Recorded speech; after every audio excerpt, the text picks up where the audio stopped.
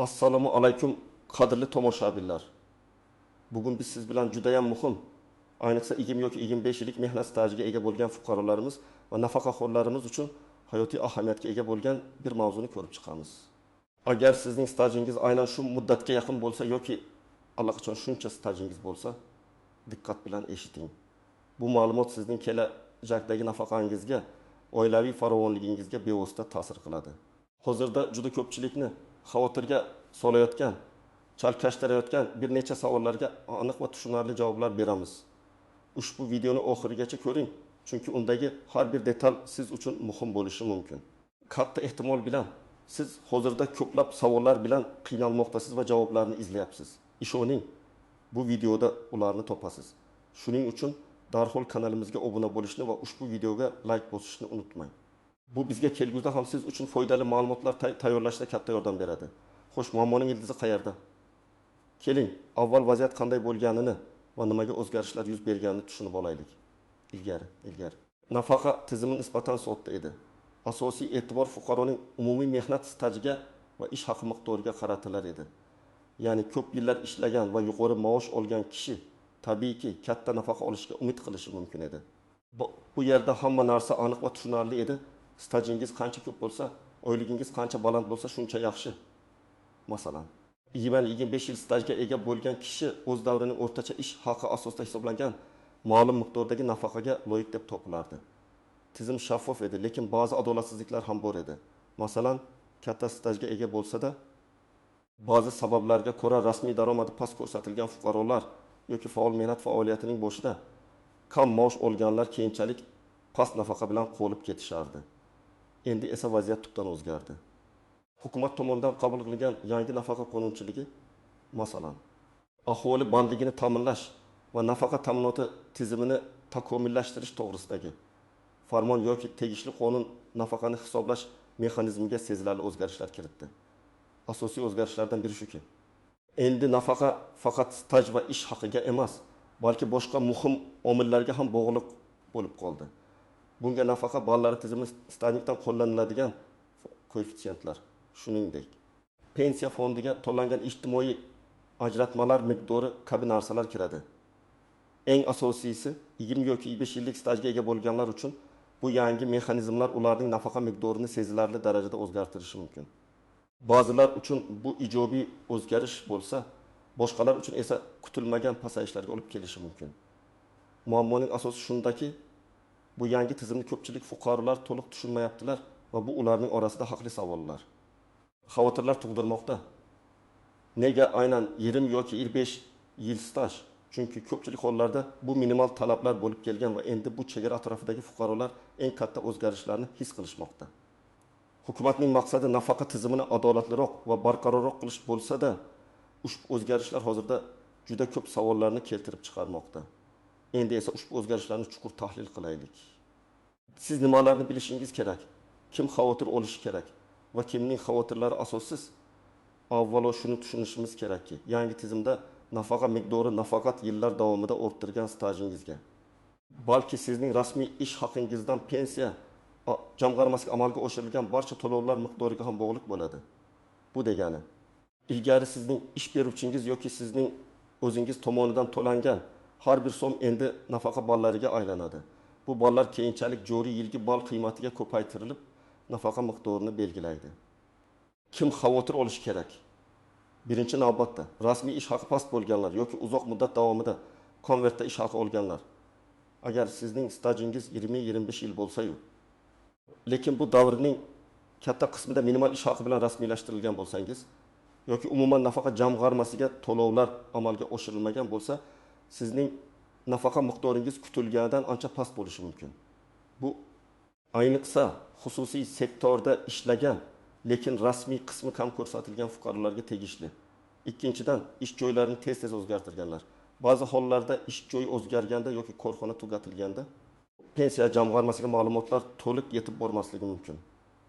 Bu esa keyinchalik stajni tasdiqlashda yoki to'lovlar tarixini aniqlashda muammolarni keltirib chiqarishi mumkin. Uchinchidan, tug'ish ta'tillari. Bolani parvarishlash ta'tillari yoki uzoq muddatli kasallik ta'tillarida bo'lganlar. Ushbu davrlar stajga hisoblanishi mumkin. ammo ular uchun pensiya jamg'armasiga to'lovlar miqdori nolga teng bo'lishi yoki juda kam bo'lishi mumkin. Bu esa nafaqa ballariga salbiy ta'sir ko'rsatadi. Kim xavotir olmasligi mumkin yoki kamroq xavotir olish kerak? Birinchidan, uzluksiz rasmiy ish stajiga ega bo'lganlar. Agar siz davlat korxonalarida yoki yirik shaffof xususiy tashkilotlarda doimiy ravishda yuqori yoki o'rtacha ish haqi bilan ishlagan bo'lsangiz va sizning ish haqingizdan barcha ijtimoiy to'lovlar muntazam ravishda amalga oshirilgan bo'lsa, sizning nafaqangizda katta salbiy o'zgarishlar bo'lmasligi ehtimoli yuqori. Aksincha, bu yangi tizim adolatliroq bo'lgani uchun siz hatto ilgari kutilgandan ko'proq nafaqa olishingiz mumkin. Ikkinchidan, yillar davomida yuqori ish haqi olganlar. Agar sizning ish haqingiz doimiy ravishda o'rtachadan yuqori bo'lgan bo'lsa, bu degani sizning pensiya jamg'armasiga to'lovlaringiz ham yuqori bo'lgan va bu sizga ko'proq nafaqa ballarini taqdim etadi. Keling, bir nechta real hayotiy misollarni ko'rib chiqaylik. Bir misol mehnat qahramoni Nargiza opa.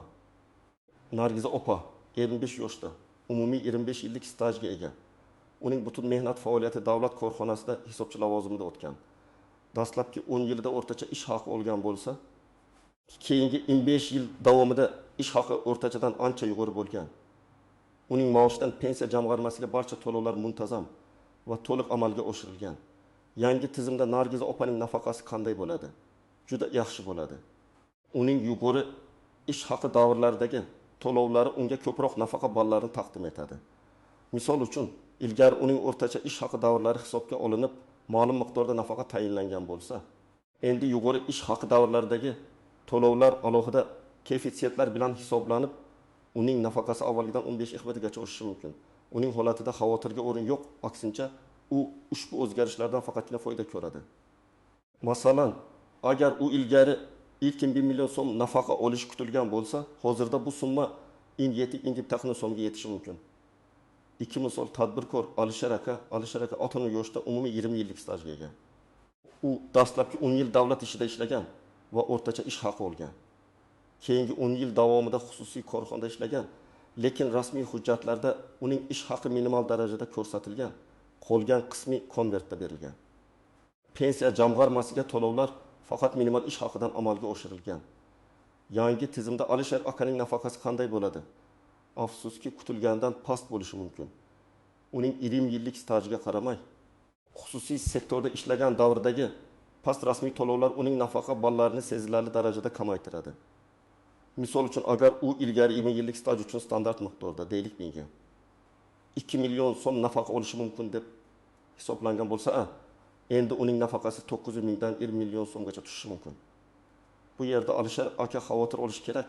Chunki u nafaqaga chiqishdan oldin o'z stajini va to'lovlar tarixini tekshirishi va agar imkon bo'lsa, ba'zi bo'shliqlarni to'ldirish yo'llarini topish kerak.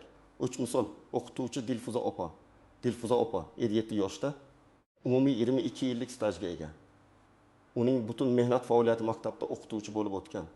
Dastlabki 15 yil davomida o'rtacha ish haqi olgan, keyingi 7 yilda esa uning maoshi doimiy ravishda yuqori bo'lgan. Chunki u kategoriya oshirgan va qo'shimcha dars soatlari olgan. Uning ish haqi doimiy ravishda shaffof va barcha to'lovlar to'liq amalga oshirilgan. Dilfuza opaning holatida ham xavotirga o'rin yo'q. Uning staji uzluksiz va barcha to'lovlar qonuniy tarzda amalga oshirilgan. Yangi tizim uning oxirgi yillardagi yuqori ish haqi davrlaridagi to'lovlarni yanada qadrlaydi va bu uning nafaqa miqdorini oshirishga xizmat qiladi. Masalan, agar ilgari 14 million so'm nafaqa olgan bo'lsa, endi bu summa 6 so'mga ko'tarilishi mumkin. Uning vaziyatida hatto avvalgi tizimda ham yaxshi nafaqa olishi kutilgan bo'lsa-da, yangi tizim uning oxirgi yillardagi samarali mehnatini yanada rag'batlantiradi. Bu misollar sizga vaziyatni yanada aniqroq tushunishga yordam beradi degan umiddaman. Asosiy xulosa shuki, endi nafaqat stajingizning davomiyligi, balki har bir davrdagi rasmiy to'lovlar miqdori ham hal qiluvchi ahamiyatga ega bo'ladi. Endi esa nafaqa tizimining ba'zi bir noaniq jihatlari, istisnolar va tuzoqlar haqida gaplashamiz. Ko'pchilik fuqarolar bilmaydigan yoki e'tibordan chetda qoldiradigan muhim nuanslar bor. Stajni hisoblashdagi maxsus davrlar. Ba'zi davrlar, masalan, harbiy xizmat, oliy ta'lim muassasalarida kunduzgi bo'limda o'qish, ma'lum bir yilgacha bo'lganlar uchun, bola parvarish ta'tillari ayollar uchun ma'lum bir muddatgacha nogironlik nafaqasi olgan davrlar umumiy mehnat stajiga kiritiladi. Ammo bu davrlar uchun nafaqa jamg'armasiga to'lovlar amalga oshirilmagan bo'lishi mumkin. Yangi tizimda bu davrlar stajga hisoblansa-da, ular uchun nafaqa ballari kam bo'ladi yoki umuman bo'lmaydi. Bu esa yakuniy nafaqa miqdoriga salbiy ta'sir ko'rsatishi mumkin. Misol uchun bir ayol 25 yil stajga ega bo'lsa, shundan 6 yil bola parvarish ta'tiliga to'g'ri kelgan bo'lsa, bu 6 yil uning umumiy stajiga qo'shiladi. Lekin bu davrlar uchun to'lovlar kamligi sababli uning nafaqasi boshqa xuddi shunday stajga ega, ammo bolalar ta'tiliga chiqmagan ayolnikidan kamroq bo'lishi mumkin. Ikki ish haqi limitlari va chegaralar. Nafaqa hisoblashda ish haqi miqdori cheksiz emas. Ya'ni siz qancha yuqori maosh olsangiz ham nafaqa hisoblashda ma'lum bir maksimal ish haqi miqdori hisob qilinadi. Bu degani o'ta yuqori maosh oluvchilar uchun ham ma'lum bir shift bor. Bu tizimning barqarorligini ta'minlash maqsadida joriy etilgan. Shuningdek, nafaqa miqdorining minimal chegarasi ham mavjud. Ya'ni sizning stajingiz va to'lovlaringiz juda kam bo'lsa ham siz minimal nafaqadan past miqdorni olmaysiz. Bu ijtimoiy himoya chorasi. Arxiv hujjatlarining ahamiyati. Agar sizda mehnat daftarchasidan tashqari ish stajingizni tasdiqlovchi boshqa hujjatlar, masalan, ishga qabul qilish va ishdan bo'shatish to'g'risidagi buyruqlar, maosh to'langanlik haqidagi ma'lumotnomalar, shartnomalar saqlanib qolgan bo'lsa, ular juda muhim. Ayniqsa eski korxonalar tugatilgan yoki qayta tashkil etilgan bo'lsa, bu hujjatlar stajni to'liq tasdiqlashda yordam beradi. Pensiya fondi faqat elektron ma'lumotlar bazasi asosida emas, balki qog'oz hujjatlar asosida ham ishlashi mumkin. Ba'zan elektron bazalardagi xatolar yoki ma'lumotlar yetishmasligi sizning foydangizga hal bo'lishi mumkin. Agar sizda qo'shimcha tasdiqlovchi hujjatlar bo'lsa, pensiya yoshiga yetgan, ammo staji yetarli bo'lmaganlar. Agar sizning yoshingiz nafaqaga chiqishga yetgan bo'lsa-yu, ammo stajingiz 20 yoki 25 yildan kam bo'lsa, nima qilish kerak? Bunday holatda sizning stajingizni to'ldirish imkoniyati mavjud. Ya'ni siz ishlamagan davrlaringiz uchun pensiya jamg'armasiga o'z hisobingizdan to'lovlar qilib, yetishmayotgan stajni sotib olishingiz mumkin. Bu juda muhim nuansa. Bu ayniqsa tadbirkorlik bilan shug'ullangan, lekin rasmiy ro'yxatdan o'tmagan yoki o'z-o'zini band qilgan fuqarolar uchun foydali bo'lishi mumkin. Ushbu imkoniyatdan foydalanish orqali siz minimal nafaqa olish huquqiga ega bo'lishingiz yoki mavjud nafaqangizni oshirishingiz mumkin. Lekin bunda ham to'lanadigan summaning miqdori va uning kelajakdagi nafaqaga ta'siri pensiya jamg'armasi mutaxassislari bilan maslahatlashishni talab qiladi. 5. Imtiyozli nafaqalar. Ayrim kasb egalari, masalan, zararli sharoitlarda ishlaganlar, shifokorlar, o'qituvchilar, konchilar yoki maxsus toifadagi fuqarolar, masalan, ko'p bolali onalar uchun nafaqaga chiqish yoshi ancha erta bo'lishi va staj talablari kamroq bo'lishi mumkin. Ushbu imtiyozlar saqlanib qoladi va ularning hisob-kitoblarida maxsus qoidalar qo'llaniladi. Agar siz ushbu toifalardan biriga kirsangiz, o'zingizning huquqlaringizni yaxshilab o'rganishingiz shart. Misol uchun, ko'p bolali onalar uchun har bir farzand uchun ma'lum miqdordagi staj hisoblanadi va umumiy nafaqaga chiqish yoshi qisqarishi mumkin. Bu juda foydali imkoniyat bo'lib, ko'pchilik buni bilmaydi yoki e'tiborsiz qoldiradi. Bu noaniq jihatlarni bilish sizga nafaqa jarayonida yuzaga kelishi mumkin bo'lgan kutilmagan vaziyatlardan qochishga va o'z huquqlaringizni to'liq himoya qilishga yordam beradi. Xo'sh, endi eng muhimiga. Ya'ni siz nima qilishingiz kerakligiga kelsak, men sizga aniq va bosqichma-bosqich ko'rsatmalar beraman. O'z stajingizni va pensiya jamg'armasiga to'lovlar tarixini tekshiring. Eng birinchi qilishingiz kerak bo'lgan ish bu o'z mehnat daftarchangizni diqqat bilan ko'rib chiqish. Undagi barcha yozuvlar, muhrlar va sana raqamlarning to'g'riligiga ishonch hosil qiling. Agar qandaydir xatolar yoki nomuvofiqliklar bo'lsa, ularni hozirdan tuzatish chorasini ko'ring. Keyingi qadam pensiya jamg'armasining hududiy bo'limiga murojaat qilish. Sizda elektron raqamli imzo eri mavjud bo'lsa, bu ma'lumotlarni yagona interaktiv davlat xizmatlari portali IDXP orqali ham olishingiz mumkin.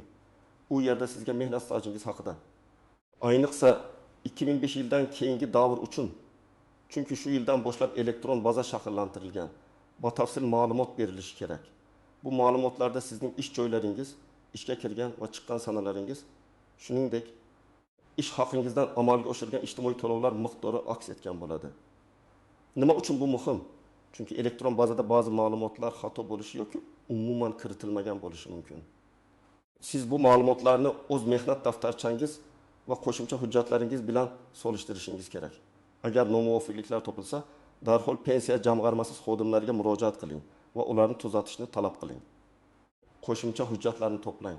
Agar sizning stajingizda uzilishlar bo'lgan bo'lsa yoki ba'zi davrlar uchun to'lovlar haqida ma'lumot topilmasa, quyidagi hujjatlar sizga yordam berishi mumkin. Ishga qabul qilish va ishdan bo'shatish to'g'risidagi buyruqlar nusxalari. Ish haqi to'g'risidagi ma'lumotnomalar ishlagan tashkilotdan yoki arxivdan. Kasaba uyushmasi chiptasi agar mavjud bo'lsa. O'quv yurti tamomlaganlik haqidagi diplom agar o'qish davri stajga kiritilsa. Harbiy xizmatni o'taganlik haqidagi harbiy bilet. Tug'ilganlik haqidagi guvohnomalar ko'p bolali onalar uchun. Bu hujjatlarning barchasi sizning stajingizni to'liq tasdiqlashda va potensial ravishda nafaqa miqdorini oshirishda yordam beradi. 3. Maslahat oling. Hech qachon shubhali ma'lumotlarga yoki eshitganlarga ishonmang. Eng to'g'ri yo'l bu pensiya jamg'armasining mutaxassislari bilan shaxsan maslahatlashish. Ularga o'z vaziyatingizni to'liq tushuntiring, barcha savollaringizni bering. Agar ular sizga tushunarli javob bermasa yoki sizga g'alati tuyulsa, yozma ariza bilan murojaat qiling. Yozma javob sizga keyinchalik huquqlaringizni himoya qilishda asos bo'ladi. 4. Stajni sotib olish imkoniyatini ko'rib chiqing. Agar sizning stajingiz nafaqaga chiqish uchun minimal talabdan kamroq bo'lsa, masalan, ayollar uchun 20 yil, erkaklar uchun 25 yil, lekin siz pensiya yoshiga yetgan bo'lsangiz, yuqorida aytib o'tganimdek, yetishmayotgan stajni o'zingiz to'lovlar qilish orqali sotib olishingiz mumkin. Bu mexanizm qanday ishlashini va bu siz uchun iqtisodiy jihatdan qanchalik foydali ekanligini pensiya jamg'armasi xodimlari bilan hisoblab chiqing. Ba'zan ozgina qo'shimcha to'lov sizga sezilarli darajada ko'proq nafaqa olish imkonini beradi. 5. Yangiliklardan xabardor bo'ling. Nafaqa qonunchiligi doimiy ravishda o'zgarib turishi mumkin. Shuning uchun ishonchli manbalardan davlat organlarining rasmiy saytlari, ishonchli yangiliklar portallari, bizning kanalimiz kabi doimiy ravishda yangiliklarni kuzatib boring. Bu qadamlar sizga nafaqa tayinlash jarayonida to'g'ri harakat qilishga va o'zingizning maksimal nafaqangizni olishga yordam beradi. Esingizda bo'lsin, sizning kelajakdagi farovonligingiz hozirgi faolligingizga bog'liq. Xulosa qilib aytganda, qadrli do'stlar, 20 yoki 25 yillik mehnat stajiga ega bo'lgan fuqarolarimiz va nafaqaxo'rlarimiz uchun nafaqa tizimidagi so'nggi o'zgarishlar muhim ahamiyatga ega.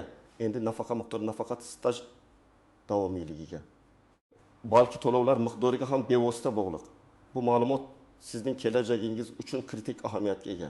Vaziyatingizni oldindan tahlil qilish, hujjatlaringizni tartibga solish va pensiya jamg'armasi bilan doimiy aloqada bo'lish orqali siz kutilmagan vaziyatlardan qochishingiz va o'z haqqingizni to'liq olishingiz mumkin.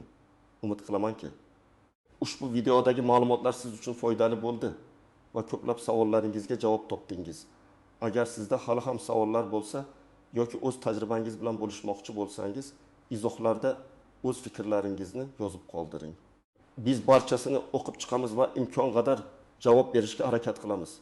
Videoni foydali deb topgan bo'lsangiz, albatta unga like bosing va kanalimizga obuna bo'lishni unutmang. Bu bizga siz uchun yanada ko'proq foydali va muhim ma'lumotlar tayyorlashga yordam beradi. E'tiboringiz uchun rahmat. Salomat bo'ling.